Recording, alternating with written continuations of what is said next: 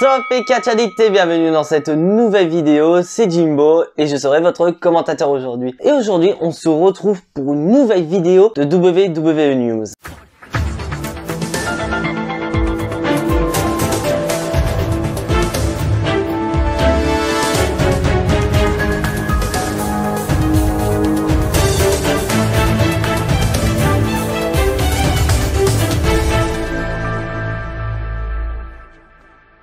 Donc, dans cette nouvelle édition de WWE News, nous allons parler donc de énormément de retours du projet WrestleMania qui arrive à grands pas et puis surtout d'un beau cadeau de Noël que nous propose une chaîne française. Vous êtes prêts? Que les news commencent. Déjà, on va commencer par un retour qui serait tardé. Ce serait le retour d'Eva Marie.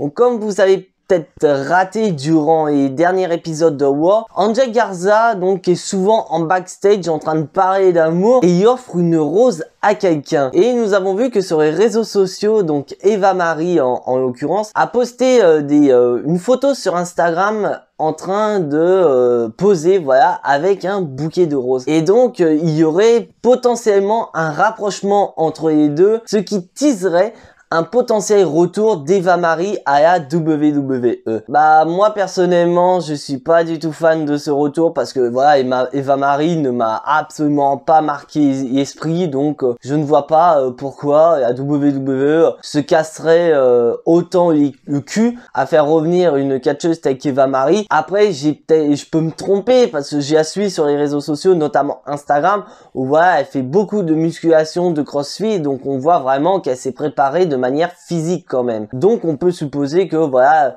la WWE va peut-être y engager, mais pas pour la mettre en position de jobber qu'elle y avait il y a de ça quelques années. Parce que je vous cache pas, division féminine de la WWE, c'est le gros point faible à l'heure actuelle à la fédération. Donc là, on va continuer notre liste de retours et je pense que c'est un des retours que vous attendez peut-être le plus, c'est celui de Charlotte Flair. Donc comme vous savez, Charlotte Flair est absente depuis un moment et son retour arriverait petit à petit à son terme. Parce qu'en effet, tout le monde pense qu'elle va revenir au Royal Rumble. Et bah WrestleVote nous a informé que Charlotte Flair sera effectivement de retour, mais que la WWE prépare quelque chose pour son retour. En effet, la WWE prévoit de faire revenir Charlotte Flair avec Andrade. Donc pour ceux qui ne savent pas, Andrade et Charlotte Flair sont ensemble dans la vie privée, ils sont fiancés, donc la WWE souhaite jouer sur ce couple réel dans leur storyline. Et autre cas, c'est que la WWE veut utiliser le catch power, dédicace à toi Aurélien, de Charlotte Flair pour aider Andrade à monter crescendo. Parce qu'en effet, Andrade faisait partie des projets de la WWE, mais malheureusement, le projet il a été mis vite fait aux oubliettes. Notamment, il était mis en avant par Paul Heyman quand ce dernier s'occupait de War, mais que maintenant que Bruce Pritchard est à la tête de War, des catcheurs comme Andrade, ils ont été vite mis aux oubliettes. Donc maintenant, reste à voir comment la WWE va faire revenir Charlotte Flair ou encore Andrade. Parce que Charlotte Flair, je suis pas inquiet, peu importe comment elle va revenir, elle va avoir une énorme pop du public. Après, j'espère sincèrement qu'elle ne gagnera pas le Royal Rumble, c'est tout ce que j'espère. Qu'elle revienne au Rumble, pourquoi pas, mais qu'elle le gagne, c'est une autre histoire. Et donc là, on va parler vraiment d'une information qui m'a vraiment fait très mal au cœur, car en effet, Vince McMahon vient de renvoyer pas mal de catcheurs au Performance Center. Donc je tiens à préciser, pas renvoyer de la fédération, c'est juste que ces catcheurs sont dans le roster principal et ils ont été renvoyés au Performance Center dans le but de s'entraîner. Et parmi ces catcheurs, il y en a beaucoup qui m'ont fait terriblement mal, car nous avons donc Dabba-Kato qu'on voyait notamment dans War Underground, nous avons Mace, donc un membre de Rétribution, nous avons Omos, le garde du corps DJ Styles qui parle anglais depuis toujours apparemment, nous avons Ortiz qui malheureusement le coaching de Chad Gable n'a pas suffi, donc on t'envoie au Performance Center, donc si ça se trouve ce sera peut-être mieux pour toi. Et celui qui m'a fait énormément mal à mon petit cœur de catch addict, il s'agit de Kissy. Parce qu'en effet Kissy depuis 2019, je cache pas, c'est catcheur qui a eu plus de hype depuis le début, car en effet, il est arrivé au Survivor Series 2019, il est finaliste face à Roman Reigns, il est au Royal Rumble en début d'année face à Brock Lesnar, énorme pop du public. Il devient le premier catcheur à prendre un titre de The Undisputed Era. Bon, je tiens à préciser de The Undisputed Era, où à l'époque ces derniers avaient chacun un titre, donc vraiment Undisputed Era qui dominait totalement la division de NXT. Donc ici a été le premier à leur prendre un titre. Il s'agissait du titre nord-américain détenu à l'époque par Kyle O'Reilly. Et en plus, il augmente les enchères car il va prendre le titre de champion NXT de Adam Cole alors que ce dernier est déjà champion nord-américain. Donc ici est le premier et à l'heure actuelle seul catcheur de l'histoire de NXT à être à la fois champion NXT et champion nord-américain de NXT. Et quand on l'a fait passer dans le roster principal, bah il a tout simplement défoncé Randy Orton en 5 minutes lors de Payback. Donc franchement, je ne comprends pas pourquoi la WWE, notamment Vince McMahon, a décidé de renvoyer Kissy de cette manière. Peut-être parce que c'est un homme à Triple H, je sais pas du tout. Ou peut-être justement, ils envoient Kissy au Performance Center dans le but de le préparer pour, pourquoi pas, un potentiel push. Et donc, en parlant de push, comme vous le savez, la route vers WrestleMania arrive petit à petit et donc la WWE en interne discute sur des potentiels matchs pour WrestleMania 37 et pour le moment nous avons 3 matchs qui sortent du lot. Donc là bien sûr le premier match serait ni plus ni moins que Edge contre Randy Orton partie 3 parce que comme vous le savez Edge et Randy Orton se sont affrontés à WrestleMania 36 et à Backlash et nous sommes actuellement à un partout bas au centre, mais comme Edge est blessé à l'heure actuelle, on peut pas faire le 3e et dernier match. Et donc au final, la WWE prévoit donc de refaire cette rivalité entre Randy Orton et Edge. Et on voit que cette rivalité a bougé parce qu'à la base, ça devait être pour le titre de la WWE et que maintenant, c'est vraiment pas pour un titre, c'est vraiment un règlement de compte. Et donc là, on va continuer par rapport au push. Il s'agit du match de championnat de la WWE de Drew McIntyre. Parce qu'en effet, apparemment, selon les rumeurs, ce serait un match triple menace. C'est-à-dire que les participants seraient le champion de la WWE Drew McIntyre, Brock Lesnar et Kissy. Donc la WWE prévoit potentiellement de faire gagner le Royal Rumble par Kissy. Bon, c'est pour ça, comme j'ai dit précédemment, le fait que Kissy aille au Performance Center, si c'est pour qu'au final on lui donne un push comme ça, qui gagne le Royal Rumble, qui va dans un main event de WrestleMania, franchement, je suis pas contre cette idée. Et là, on va sur, pour moi, si le match a lieu, ce sera le pire de WrestleMania 37. Il s'agit de Roman Reigns contre Goldberg. Je vous explique pourquoi cette rivalité reviendrait. Parce que lors du dernier épisode WWE The Bump, Goldberg a dit ouvertement que Roman Reigns serait le prochain. Et Roman Reigns a répondu sur les réseaux sociaux en disant que Goldberg, c'est pas lui qui décide, c'est Roman Reigns qui décide, c'est le chef tribal, c'est le bout de la table, et qu'actuellement c'est Kevin Owens le prochain, donc Goldberg, tu devras attendre ton tour. Donc la WWE essaie de nous recréer cette rivalité qu'on aurait dû avoir à WrestleMania 36, mais comme vous savez, à cause de la crise sanitaire, Roman Reigns a préféré s'éloigner des rings à la fois pour sa santé et pour celle de sa famille. Donc au final, nous avons eu Braun Strowman contre Goldberg pour le titre de champion universel. Et donc au final, la WWE prévoit ce genre de scénario. Et franchement, je suis pas du tout fan de cette idée. Je gueule peut-être, mais c'est mon avis personnel. Je ne vois pas pourquoi Goldberg irait dans un main event de WrestleMania. En plus, sachant que le match va pas durer longtemps. Et puis surtout qu'il y a des chances que Roman Reigns perde le titre universel face à Goldberg. Parce que comme vous savez, depuis un moment, Goldberg, à chaque fois qu'il est dans un match de championnat, il y gagne à chaque fois. Donc au final, ça commence à être un peu énervant de voir une légende comme Goldberg qui n'a plus rien à prouver, qui au final vole la place de catcheurs qui méritent, qui sont là chaque année, qui sont là tous les jours, qui se défoncent pour la compagnie, alors que lui, il ramène son cul que 2 fois par an, parce que je tiens à préciser que Goldberg est en contrat jusqu'en 2023, et dans son contrat, c'est qu'il doit faire 2 matchs par an.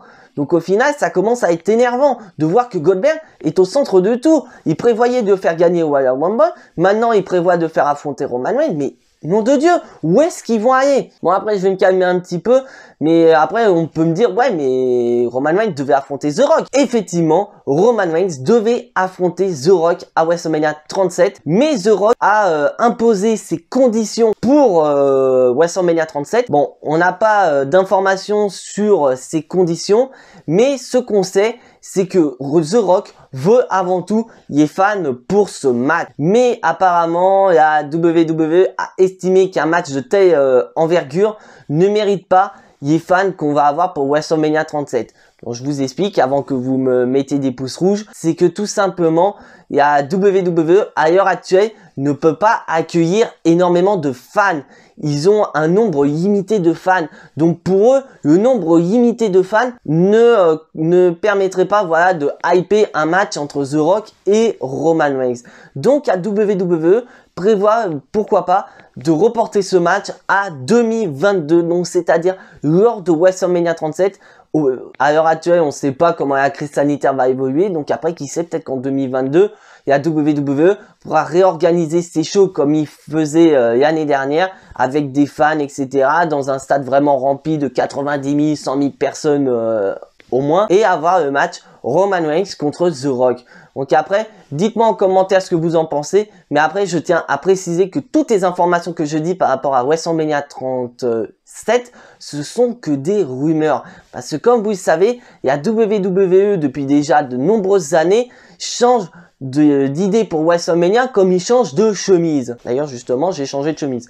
Et donc au final on peut s'attendre, voilà, à des modifications de dernière minute comme malheureusement nous avons eu cette année, où à la base ça devait être The Fiend contre Roman Reigns et qu'au final nous avons eu Roman Reigns contre Goldberg, mais à cause de la crise sanitaire on a eu Braun Strowman contre Goldberg.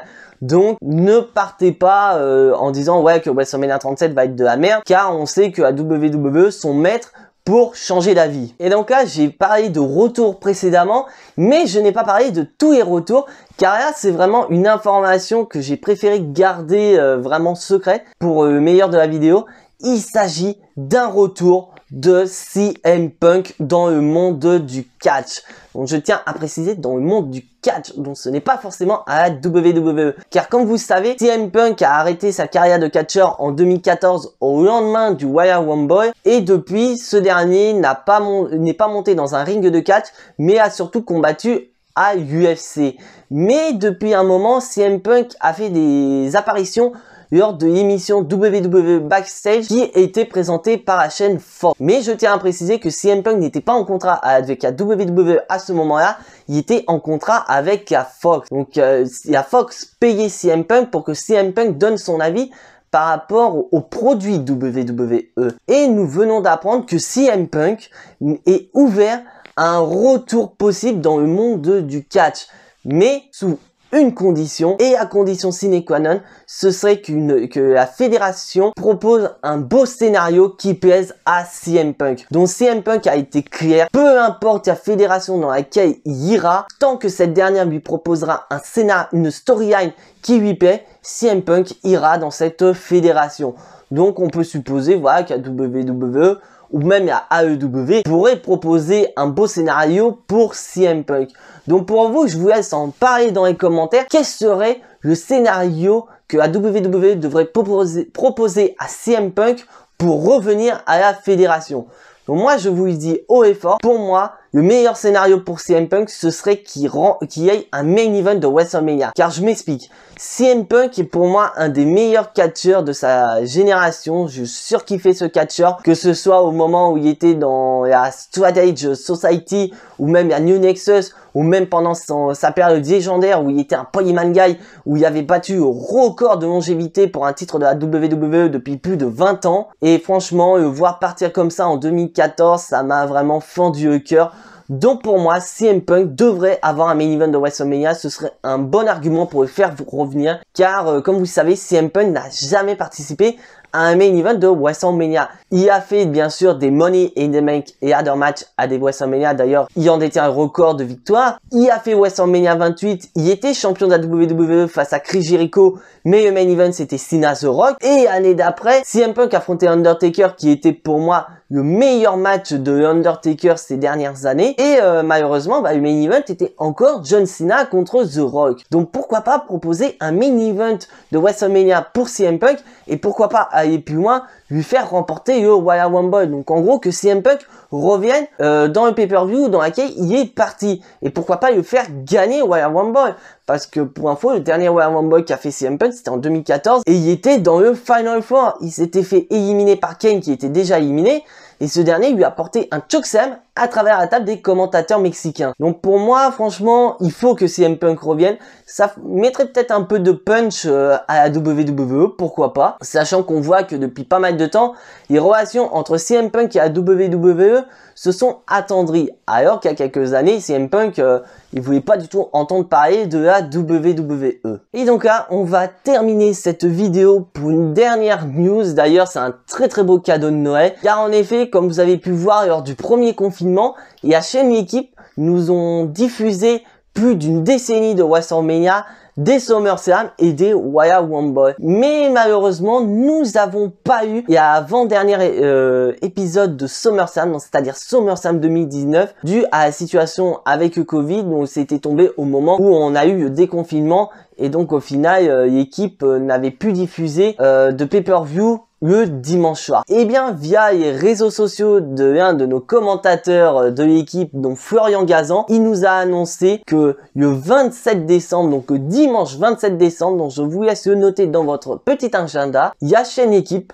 nous diffusera SummerSlam 2019. C'est le SummerSlam qui a eu lieu à Toronto au Canada. D'ailleurs, nos chers catch addicts Axel et Aurélien étaient présents sur place. Et franchement, moi, ce SummerSlam, j'ai bien kiffé avec deux beaux matchs, avec deux sacrés matchs. Donc, notamment Becky Lynch contre Natalya dans un match de soumission. Nous avons eu donc Kofi Kingston contre Randy Orton pour le titre de la WWE. Nous avons eu Charlotte Flair contre Trish Stratus, d'ailleurs un match vraiment grandiose. Et en main event, nous avons eu Seth Rollins contre Brock Lesnar pour le titre de champion universel. Donc franchement, c'est un super cadeau, je trouve, de la part de la chaîne Équipe qui, voilà, je peux que remercier la chaîne Équipe de nous diffuser les shows hebdomadaires Raw, SmackDown, et en plus ces derniers diffusent NXT. Donc franchement, c'est génial pour tous ceux qui n'ont pas forcément les chaînes KB, qui n'ont que les chaînes de la TNT. C'est franchement génial.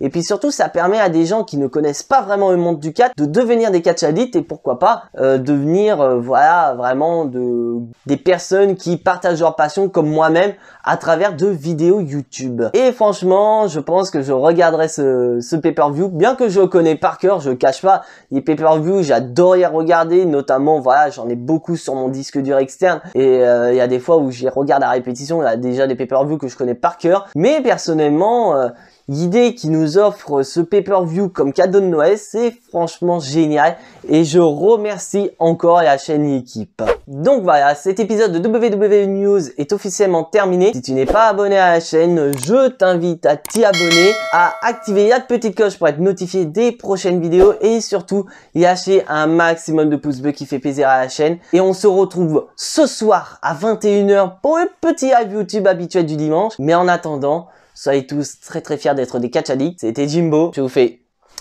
des bisous et à la prochaine.